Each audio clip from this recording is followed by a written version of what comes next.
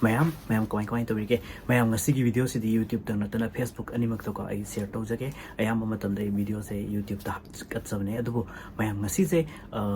hokhiba tha khar si dai tare ko mayam ngamang mateng pang natana amaka pang natana lakli adu mayam koi su Japan lei jabai tare ko mayam ja koi smai to ka sida leiba mayam na su to angam mateng pang na hot na jai tare ko pang su pang khre adu mayam aina yam na ken to janing bai tare ko handak yum thol am bada ina warmer rai tare Japan se koi ki mafam winter jam inge mafam khar na snow time mafam khar na ta de adu aina leirakpa aina Japan sahi tara muk leirakpa se sahi tare nipan mapan mukti snow yam ta mafam de lei hai tare ko adugi mafam du da siznarakpa warmer hai tare ko da winter war ga su mafam amaga ingma ma de jingi maya chingkhong ko na yam na ing hai tare ko aduna mayam da aina sum Japan da su tongan ba koi ki drone boiro binocular boiro makhan ku keno mayam ama Japan di technology yam advanced oi ba mafam ama su oi bani na aina sum yangak pa dai tare ko sigi se mateng pangjaning duna han bo ina aina mayam da aina yum chat pa matam da koi ki kaksin kunogi volunteer sing dai tare ko keno da lei biri sing da aina ahan ba te so ina thamjaram bani makha ta ba ina thage na torom badagi hojik se handak keno da thagre hai tare ko ngarang na han se amuk yum da thagre khara kilo ani gumba tharaga keno to bu yeng hai di custom na charge cam lo no kamai to no khang du adubu mayam aina ngasi video se semjari si atagi na te hojiki warmer se kamai na toge adagi mayam na mateng sigi se angam mateng toraga handaki hafta ani ko te 31 bhau da aina yum da sinajage na aina tawjari hai tare ko aduna mayam na angam ba ken sigi kana gani khallaga de adum ayon da su keno to biro atopa suggestion mayam keno to minam ado aina ngasi mayam utsaga dori se hojiki warmer se kamai toge se utjarake ina pung 10 ne ko adu pung 10 chatle aduga sina pung 10 ga taruk ko 16 hours adai sigi se kamai toge haptam da makhan je package sidagi cherang sidagi hek hangdo khibadagi adu magi pung masing ji thiba hautoy ne ko aduna sumba se makhan ani sui amana akoi isa da body da nap pai tare ko fruit mathak keno se akoi gi jacket manungi thari ko fruit se sigi ma se nap toy ne ado do sigi se pung 10 chatoy ne ko aduna thabak kumba suba de keno to matam da nap gi mafam se adum body keno da nanganda nap ya ya de ke khoina keno to sigi sina bam je ma am lai gre winter gi matam da khoina ing da na sina bam lai re ado even akoi gi nupi sing na su ko moi gi thagi keno to matam da masa wa moi ne lai na bam sina ba da su yamna adum Japan dum sina hetai ko adumaina sina haini aduga sigi se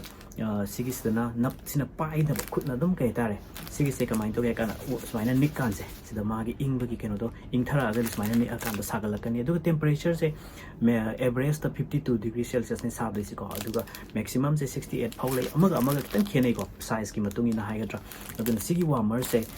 khoina thabak chatpa kan da de khut se kai gumba thabak ta sinaraga di isada wa moina ba ko makhan leikre isada keno tawna ba du ke khong moja makha da ko khong moja makha da nap na ba khong ing da na bus lei ko adu Japan gi pot khuding mak se yamna advance oi chang se samna hai ba da sigi cherang se sida amu bo mapa am lei se segai bham ne ko adu si segai kan da smagi manung da smai ne yarong gani hatare ko adu ga maning da si khoi nap pi se sigi se lok thu amatung da khoina na hek keno to ki badagi tapna dum temperature se hengalak toy ne ko hojik si am kana sa boi tre da sigi se aina napning ba jaga da adum haidi nap pa yai aduna nangan da nap pa yai adagi isa ki body keno ta dum nap ki bai tare ko tat adum fruit matak si nap khraga adum fruit se smile lit ki bada sigi se adum tapna sagalaga isa je wa moina thambi yai tare ko aduna sigi se amada lupa kunthra ga humdoi adumaina pi aduga amaga koi company amaga mana dabne na maman se ina range se sarak pa yem gumatam da lupa kunthra da ina ni phu baw ki marak sin na ayam oi hai tare ko aduga mayam sina pung 10 taruk chat pa se sina kamai to ga hai matam da khoi gi thabak sum khut sa je wa moina thamna bane ko aduna sigi sina smaina la e ko magi se maning ma kem te yaw sina pai na ga dum kena to de sum ni ikhuting e magi khoina ing akan ing thara kan kena to kan smaina ni ga dum saga han bai ko du smaina khut se plus si jo dum sa do ne 56 ko average the 56 degree celsius of minus har lai dine aduna khoina thabak kum to bukan da si se pocket ta hapsin laga legi lok thu ga mar ta dum pai ra tam na si hojik se hek hangdok pa gadi sagat te ko adu bo erga so adum tapna keno to eta sagale eta re aduna si ju pung 10 ga taruk chatoi ne si hayeng ayuk phauba dum si na ya to ne ko aduna mayam akhoi gi front line de leiba kangbu adu volunteer keno ki sum ke eta re chingumba aing mam pham de chatpa sing da aina si gi se ka yam kana gani ne khalle eta re ko aduna sina ꯃꯈꯟ ꯑꯅꯤ ꯑꯍꯨꯝꯅꯤꯀꯣ ꯑꯃꯅ ꯈꯣꯡ ꯃꯣꯖꯥꯒꯤ ꯃꯈꯥꯗ ꯅꯞꯅꯕ ꯑꯃꯒ ꯍꯧꯖꯤꯛꯀꯤ ꯀꯩꯅꯣꯗꯣ ꯑꯉꯧꯕ ꯆꯞ ꯃꯥꯟꯅꯕ ꯀꯩꯅꯣ ꯇꯧꯋꯦ ꯑꯗꯨꯅ ꯑꯃꯗ ꯄꯦꯀꯦꯠ ꯑꯃꯗ ꯂꯨꯄꯥ 10 ꯍꯥꯟꯕꯗ ꯑꯔꯥꯎꯟ ꯑꯩꯈꯣꯏꯒꯤ ꯄꯩꯁꯥꯗ 250 ꯑꯗꯨꯃꯥꯏꯅ ꯆꯤꯡꯉꯤꯀꯣ ꯑꯗꯣ ꯑꯩꯅ ꯑꯍꯥꯟꯕ ꯑꯣꯏꯅ ꯍꯥꯏꯇꯥꯔꯦꯀꯣ EMSꯗ ꯁ꯭ꯄꯤꯠꯇ ꯅꯍꯥꯟ ꯊꯥꯖꯈꯤꯕꯅꯦ ꯑꯩꯈꯣꯏꯒꯤ ꯗꯦꯜꯂꯤꯗ ꯂꯩꯕ ꯇꯥꯃꯣ ꯅꯝꯕꯔ 7 ꯇꯧꯔꯒ ꯑꯩꯈꯣꯏꯒꯤ ꯃꯅꯤꯄꯨꯔꯗ ꯈꯤꯇꯪ ꯔꯤꯂꯤꯐ ꯀꯦꯝꯞ ꯑꯗꯒꯤ ꯃꯌꯥꯝ ꯀꯩꯅꯣꯗ ꯂꯩꯔꯤꯕ ꯃꯐꯝꯁꯤꯡꯗ ꯑꯍꯥꯟꯕ ꯑꯣꯏꯅ ꯑꯝꯇꯪ ꯊꯥꯔꯒ ꯑꯝꯇ ꯀꯩꯅꯣ ꯇꯧꯁꯦꯅ ꯅꯨꯃꯤꯠ ꯀꯌꯥꯅꯤ ꯆꯪꯕꯅꯣ ꯌꯦꯡꯉꯦ ꯍꯥꯏꯇꯥꯔꯦꯀꯣ ꯍꯧꯖꯤꯛ ꯇꯣꯀꯤꯌꯣꯗꯒꯤ ꯍꯧꯖꯤꯛ ꯀꯩꯅꯣ ꯏꯟꯗꯤꯌꯥꯗ ꯄꯨꯈ꯭ꯔꯦ ꯑꯗꯨꯕꯨ ꯗꯦꯠ ꯅꯨꯃꯤꯠ ꯀꯌꯥꯅꯤ ꯆꯪꯗꯣꯏꯅꯣꯗꯣ ꯈꯪꯗ꯭ꯔꯤ ꯑꯗꯨꯕꯨ ꯍꯞꯇꯥ ꯑꯃ ꯗꯦꯠ 31ꯁꯤꯗ ꯑꯩꯅ ꯁꯤꯒꯤ ꯄꯣꯠ ꯈꯔ ꯔꯤꯂꯤꯐ ꯀꯦꯝꯞꯇ ꯂꯩꯕ ꯑꯗꯒꯤ ꯀꯩꯅꯣ ꯇꯧꯕ ꯃꯌꯥꯝꯁꯤꯡꯁꯤꯗ ꯑꯩꯅ ꯌꯧꯅꯕ ꯍꯥꯏꯇꯥꯔꯦꯀꯣ ꯄ꯭ꯂꯥꯟ ꯇꯧꯔꯤ ꯑꯗꯨꯅ ꯁꯤꯒꯤꯁꯤꯗ ꯃꯌꯥꯝꯅ ꯃꯇꯦꯡ ꯄꯥꯡꯕꯤꯔꯒ ꯍꯥꯏꯇꯥꯔꯦ ꯑꯗꯣꯝꯅ ꯃꯇꯦꯡ ꯄꯥꯡꯅꯤꯡꯕ ꯑꯃꯗ ꯂꯨꯄꯥ 35-35 ꯄꯤꯕꯅꯤꯅ ꯄꯦꯀꯦꯠ ꯑꯃꯗ ꯍꯥꯏꯇꯥꯔꯦꯀꯣ ꯄꯦꯀꯦꯠꯁꯦ ꯑꯩꯅ ꯈꯔꯗꯤ ꯂꯩꯖꯔꯨꯔꯦ ꯃꯃꯥꯡꯗ 65 ꯊꯥꯈ꯭ꯔꯦꯀꯣ ꯑꯗꯨ ꯁꯤꯒꯤꯁꯦ ꯄꯨꯡ 19 ꯆꯠꯄ sina pung try to sa tuni ko aduga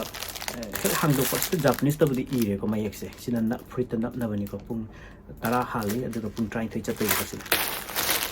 aduga sina pung tra to sina na natte sina pai na buduni ko hojiki sige sa man aduga mayam sidang natana Japan gi akoi tongan ba akoi to slide macha degi kai kino makhan mayam ama leire tare ko adugi mayam na pamba sisi kana gani haibna singbudo matam khara haitare ko handaki hapta manisida akoi angamba contribute tonaraga sumaina angamba kino singda haitare ko mating khara pangse aduga kanagumba kino toning ba leiraga sadum aigi aina pizari number sida kino topiro adu aigi kino sai GPay ke hangjate ko aduna aigi inaunu pa ge na hapsari bise sida adum kino topiro ai Instagram da adagi Facebook da haitare ko update loina tawjarake do mayam ngasi de matang swaida kainarasi ko amakha tarpa video mayam na sum haujikan ai video toina budi thagap budi ngamjare adu regesu mara haujikan di aina angamba haitare ko somda samna hairabada Sunday ko relief ke amna haujik pau tabi taba keno tawtaba mayam us khangtaba su leibiram gani hauji akoi Japan da leiba ai adagi agi marup adagi Delhi da Taiwan da leiba mayam ama khoi group ama keno tawjaraga anga Sunday da Japanese language sing ke tare relief camp da leiba sing da mayam da ko takpi ba adugi keno so numit mari ni keno gumba housing re aduna kai gumba yawning ba keno toning ba leiba sing haitare ko relief camp da internet samba mafam sing keno phangba da leibiraga di adum pau phau piraga khoi class sing keno sing du da ko akoi na so angamba mating adugi pangsage aduga mayam ngasigidi ai adum marak ta adum update tawjarake ngasigidi matang swaida kainarse tam thagi homer ngang tani sina koi fruit matak ta na koi kino tona ba ko na isa da chang da nap na bani fruit matak ta duka sina khong moza da nap na ba leire pung tara tumai na chatkani sina pung mapan chatkada ba khong moza sina sina ke 30 60 75 come